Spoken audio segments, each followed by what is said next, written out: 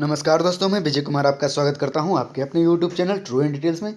तो दोस्तों, ये हमारा सामान्य अध्ययन का प्रैक्टिस सेट 59 होगा, जिसमें हम 25 महत्वपूर्ण प्रश्न को करवाएंगे और 25 में से आप कितने प्रश्न कर पाते हो वो कमेंट बॉक्स में हमें जरूर बताएं दोस्तों। और अंत में हमने आपसे एक सवाल भी पूछा है जिसका जवाब आपको कमेंट बॉक्स में देना होगा। और उससे पहले प्रैक्टिस सेट 58 में जो हमने आपसे सवाल पूछा था यानी कि HW, उसका भी हम आपको जवाब बताएंगे। चलिए दोस्तों, शुरुआत करते हैं आज का हमारा सामान्य अध्ययन का प्रैक्टिस सेट 59, जो कि आपके रेलवे एनटीपीसी और रेलवे ग्रुप डी और अदर कम्पिटेटिव एग्जाम के लिए काफ़ी महत्वपूर्ण है, क्योंकि सारे प्रश्न सर चुनिंदा है और नया है। तो चलिए दोस्तों, शुरुआत करते हैं। निम्न में से कौन एक प्रवाल विरंजन का सबसे अधिक प्रभावी कारक है? 1. सागरीय जल के सामान्य तापमान में वृद्धि। 2. रोगों एवं महामारियों का फैलना। 3. सागरीय प्रदूषण। 4. इनमें कोई नहीं।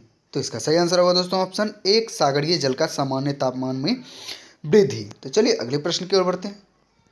एक मनुष्य के जीवन को पूर्ण रूप से धारणीय करने के लिए आवश्यक न्यूनतम भूमि को क्या कहते हैं? 1. जीवों। 2. जीवजात। 3.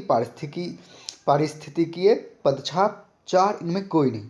तो इसका सही आंसर होगा दोस्तों ऑप्शन 3, पारिस्थितिकीय पदछाप। चलिए अगले प्रश्न की ओर बढ़ते हैं। लाल रक्त कणिकाएं किस नाम से जाने जाते हैं? 1. प्रोमोसाइट्स। 2. ल्यूकोसाइट्स। 3. इओसिनोफिल्स। 4. इरिथ्रोसाइट्स। तो इसका सही आंसर होगा दोस्तों ऑप्शन 4, इरिथ्रोसाइट्स। याद रखें दोस्तों, इरिथ्रोसाइट्स। चलिए अगले प्रश्न की ओर बढ़ते हैं। किसी चुंबकीय पदार्थ को विचुंबकीय किया जा सकता है? 1. हथौड़े से पीट कर। 2. गर्म कर। 3. उपर्युक्त दोनों। 4. इनमें कोई नहीं। तो इसका सही आंसर होगा दोस्तों ऑप्शन 3, उपर्युक्त दोनों, यानी हथौड़े से पीट कर भी और गर्म कर भी। चलिए अगले प्रश्न की ओर बढ़ते हैं। निम्न में अस्थायी कण है? 1. अल्फा कण। 2. इलेक्ट्रॉन। 3. न्यूट्रॉन। 4. प्रोटॉन। तो इसका सही आंसर होगा दोस्तों ऑप्शन 3, न्यूट्रॉन। चलिए हम अगले प्रश्न की ओर बढ़ते हैं। निम्नलिखित में से किस प्रकार के विकिरण का तरंग दैर्घ्य न्यूनतम होता है? 1. रेडियो तरंग। 2. दृश्य प्रकाश। 3. इंफ्रारेड। 4. परावैंगनी। तो इसका सही आंसर होगा दोस्तों ऑप्शन 4, परावैंगनी। चलिए अगले प्रश्न की ओर बढ़ते हैं। तांबा का शत्रु तत्व है? 1. गंधक। 2. कार्बन। 3. हाइड्रोजन। 4. नाइट्रोजन। तो इसका सही आंसर होगा दोस्तों ऑप्शन 1, गंधक। याद रखिएगा दोस्तों, गंधक तांबा का शत्रु तत्व है, याद रखिएगा। चलिए अगले प्रश्न की ओर बढ़ते हैं।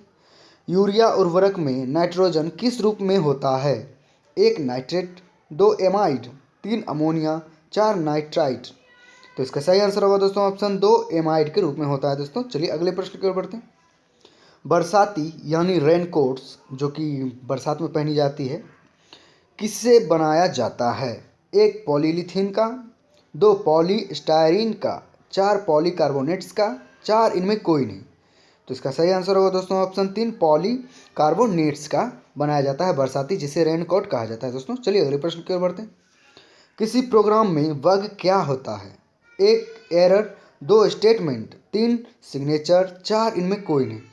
तो इसका सही आंसर होगा दोस्तों ऑप्शन 1, एरर। चलिए अगले प्रश्न की ओर बढ़ते हैं। किस राजवंश का काल कन्नड़ साहित्य की उत्पत्ति का काल माना जाता है? 1. राष्ट्रकूट। 2. सातवाहन। 3. चोल। 4. इनमें कोई नहीं। तो इसका सही आंसर होगा दोस्तों ऑप्शन 1, राष्ट्रकूट। चलिए अगले प्रश्न की ओर बढ़ते हैं। इनमें से किस फसल का ज्ञान वैदिक काल के लोगों को नहीं था? 1. जौ का। 2. गेहूं का। 3. चावल का। 4. तंबाकू का। तो इसका सही आंसर होगा दोस्तों ऑप्शन 4, तंबाकू का। चलिए अगले प्रश्न की ओर बढ़ते हैं। ब्रिटिश ईस्ट इंडिया कंपनी का प्रथम गवर्नर कौन था? 1. Robert Clive. 2. Thomas Roe. 3. Thomas Smythe. 4. इनमें कोई नहीं। तो इसका सही आंसर होगा दोस्तों ऑप्शन 3, टॉमस स्माइथ। तो चलिए दोस्तों आगे की ओर बढ़ते हैं। 1863 में कलकत्ता में मोहम्मडन एसोसिएशन की स्थापना किसने की थी? 1. अब्दुल लतीफ़ ने। 2. सैयद अमीर अली ने। 3. सैयद अहमद खान ने। 4. इनमें कोई नहीं। तो इसका सही आंसर होगा दोस्तों ऑप्शन 1, अब्दुल लतीफ़ ने की थी दोस्तों। याद रखिएगा, 1863 में कलकत्ता में मोहम्मडन एसोसिएशन की स्थापना अब्दुल लतीफ़ ने किया था। चलिए अगले प्रश्न की ओर बढ़ते हैं। निम्न में से कौन संसद के समिति हैं? 1. स्थायी समिति। 2. तदर्थ समिति। 3. उपर्युक्त दोनों। 4. इनमें कोई नहीं। तो इसका सही आंसर होगा दोस्तों ऑप्शन 3, उपर्युक्त दोनों, यानी स्थायी समिति और तदर्थ समिति संसद के समितियां हैं दोस्तों। याद रखिएगा, दोनों संसद के समितियां हैं। चलिए अगले प्रश्न की ओर बढ़ते हैं। संविधान का व्याख्या करने का अंतिम अधिकार किसे प्राप्त है? 1 राष्ट्रपति को, 2 प्रधानमंत्री को, 3 मुख्य न्यायाधीश को, 4 सर्वोच्च न्यायालय को। तो इसका सही आंसर होगा दोस्तों, आप सभी जानते होंगे, इसका सही आंसर होगा दोस्तों ऑप्शन 4 सर्वोच्च न्यायालय को ही अधिकार है ये प्राप्त। याद रखिएगा दोस्तों, संविधान का व्याख्या करने का अंतिम अधिकार सर्वोच्च न्यायालय को है, यानी सुप्रीम कोर्ट को। चलिए अगले प्रश्न की ओर बढ़ते हैं। निम्नलिखित में से किस स्थान का प्रामाणिक समय एवं स्थानीय समय लगभग एक समान है? 1 हैदराबाद, 2 दिल्ली, 3 नैनी, 4 पुणे। तो इसका सही आंसर होगा दोस्तों ऑप्शन 3 नैनी। चलिए अगले प्रश्न की ओर बढ़ते हैं। भूगर्भ में जिस स्थान पर भूकंपीय तरंगों की उत्पत्ति होती है उस स्थान को क्या कहते हैं?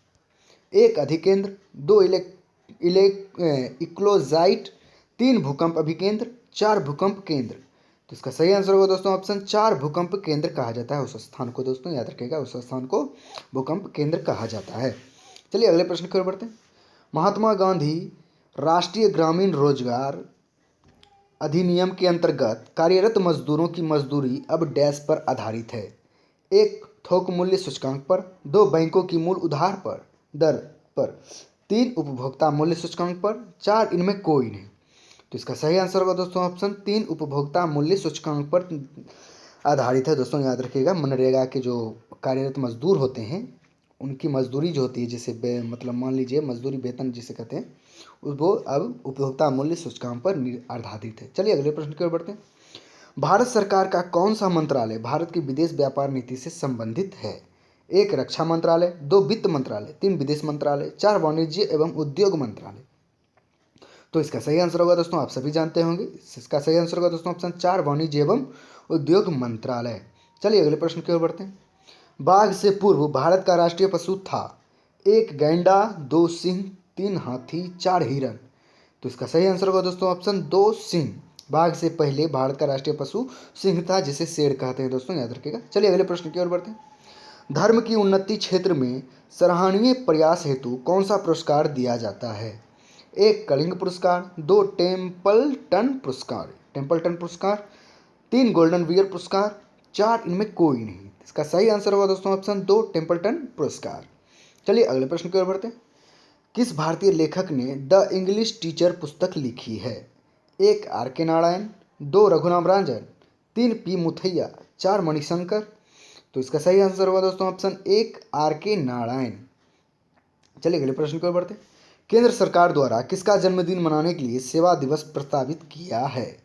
1 श्यामा प्रसाद मुखर्जी, 2 वल्लभ भाई पटेल, 3 अब्दुल कलाम आज़ाद, 4 APJ अब्दुल कलाम। तो इसका सही आंसर होगा दोस्तों ऑप्शन 1 श्यामा प्रसाद मुखर्जी के जन्मदिन पर सेवा दिवस प्रस्तावित किया बनाने के लिए प्रस्तावित किया गया था। दोस्तों याद रखिएगा। चलिए अगले प्रश्न की ओर बढ़ते हैं। ये 2016 की बात है। चलिए अगले प्रश्न की ओर बढ़ते हैं। हमारा आखिरी प्रश्न है, मेलेट शब्द किस खेल से संबंधित है? 1 पोलो, 2 क्रिकेट, 3 बैडमिंटन, 4 बेसबॉल।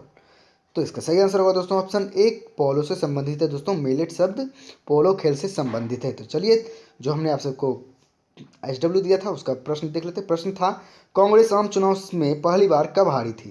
तो इसका सही आंसर होगा दोस्तों ऑप्शन 3 1977 में हारी थी। दोस्तों याद रखिएगा, कांग्रेस पहली बार चुनाव हारी थी 1977 में।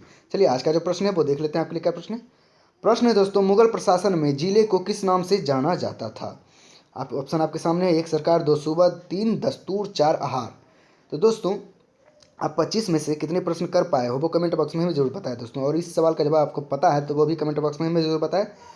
और दोस्तों अगर वीडियो पसंद आया हो तो कृपया लाइक करिएगा, शेयर करिएगा और मेरे चैनल को सब्सक्राइब करके बेल आइकन को दबा दीजिएगा, ताकि जिस प्रकार का मैं वीडियो डालता हूँ इसी प्रकार का वीडियो उसका नोटिफिकेशन सबसे पहले आपको पहुँचेगा। दोस्तों चलिए दोस्तों आज तक के लिए इतना ही। बहुत बहुत धन्यवाद। जय हिंद, जय भारत।